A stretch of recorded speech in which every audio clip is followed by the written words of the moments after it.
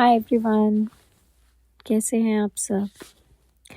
I know बहुत time हो जाता है मुझे बीच बीच में, बट आई थॉट कि अब मैं थोड़ा कंसिस्टेंट होने की कोशिश करूँगी। तो first of all thank you so much.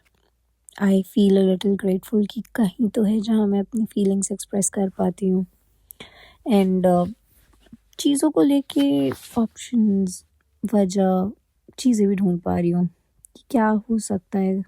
कुछ लोगों ने मुझे बहुत अच्छे से कमेंट्स किए और मुझे अच्छा लगा कि हाँ, I think I can try this. तो आप लोगों के सजेशंस के लिए बहुत बहुत सारा धन्यवाद। Okay, if I talk about the update, एक और नई चीज़ मैंने ध्यान दी। वैसे मैं अपडेट पे आती हूँ, बट एक और नई चीज़ मैंने ध्यान दी आउट ऑफ ब्लू। लाइक मैं ना ऐसी एस्ट्रोलॉजी के ऊपर अलग अलग जगहों पे देख रही थी, तो आई रियलाइज्ड कि वाई वन ऑफ द दशा इज़ सो पेनफुल। लाइक मैं 4 से 5 महीने बाद भी नए वर्क में इतनी लॉस्ट फील कर रही हूँ कि मुझे लगता है अगले 2-3 महीने में ना मुझे कुछ ना कुछ तो बोल ही देंगे। But coming back, it's because मेरे चार्ट में Ketu is sitting in 5th house. उससे 6 हाउसेस पे जाके सन, मर्करी, वीनस तीनों है। उससे 8th जाके जुपिटर, मून भी आ जाता है। तो ओवरऑल मोटा मोटा बात ये है कि दशा पर अंतरदशा में भी आपकी एक प्रअंतर दशा होती है और एक फिर सूक्ष्म दशा होती है, जो आपको मंथली और डेली, वीकली ऐसे भी कैलकुलेशंस दे देती है। देखो, I am not pro in it, but I do know कि हमारे यहाँ पे कुछ लोग हैं जो सब्सक्राइबर्स हैं, और वो मैं चाहूँगी कि बताएं कि हाँ, ऐसा कुछ है या नहीं है और कितना अच्छा एस्टिमेट निकाल सकते हैं। बट इट्स बिकॉज 4 से 5 प्लैनेट्स हैं जो 6-8 का योग बनाते हैं मेरी कुंडली में। इसलिए मेरी प्रअंतर दशा में भी कोई ना कोई ऐसा प्लैनेट होता है जिसकी इफेक्ट की वजह से दशा मेरी बहुत अच्छी नहीं चल रही। बाकी कहीं ना कहीं, टू बी ऑनेस्ट, मुझे पता था कि वीनस वाला वॉज वेरी पेनफुल, सन तो वॉज ट्रैजिक। अब शायद मैं थोड़ी मेच्योर हो गई हूँ, तो पर लॉस्ट हुए यार। अभी भी 24 क्या पेनफुल गया था, 23 कितना पेनफुल गया था, 24 तो मतलब मैं याद भी नहीं करना चाहती यार। वो तो ऐसा टाइम था कि वेरी पेनफुल।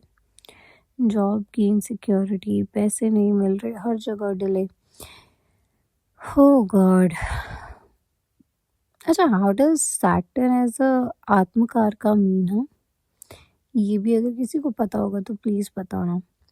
फिलहाल तो मैं आपको एक क्विक अपडेट देती हूँ on all the things that have been progressing so far. तो ऑफिस का तो आपको समझ आ ही गया होगा, अभी इतना कुछ खास चल नहीं रहा। अ लॉट ऑफ एक्सपेक्टेशंस, और कहीं ना कहीं मैं शायद उनका ले रही हूँ, मतलब स्लो का टैग। तो अब मुझे लगता है मुझे उससे ना फ़र्क ही नहीं पड़ रहा है, इतना कॉमनली सुन लिया मैंने। तो अभी समबडी वाज टेलिंग मी कि मैं बहुत खुशी खुशी अगर जाती हूँ ना कि अरे मैंने एक चीज़ कर ली यार, आई नो 4 फेल हो रही हैं, एक तो किया मैंने, this is not something great, this is very usual. ये फीडबैक्स मिलते हैं यार, मोटिवेशन नहीं आ रही है। पता है, आजकल तो मुझे ऐसा लगता है कि सच में छोड़ दूँ क्या मैं, मोटिवेशन की कमी हो गई है। ऐसा लगता है कि लूप में फंस गई हूँ मैं।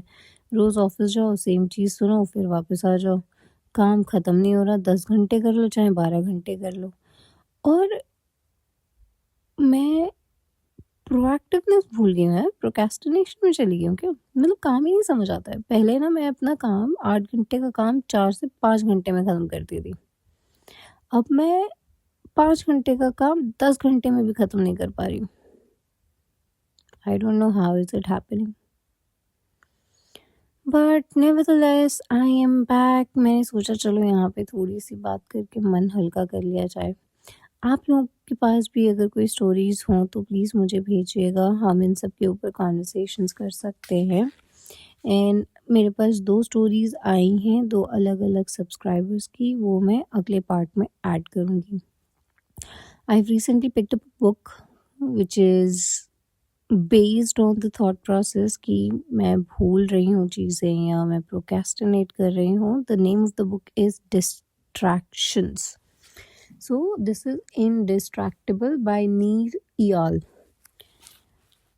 मैंने पढ़ना स्टार्ट नहीं किया है बट मैं करूँगी इस वीकेंड में, तो आई एम श्योर मैं आपको चैप्टर वाइज चैप्टर इसको पढ़ के ज़रूर बताऊँगी। मैंने सुना है काफ़ी अच्छी बुक है, तो just wait for it. And thank you once again. Take care, guys.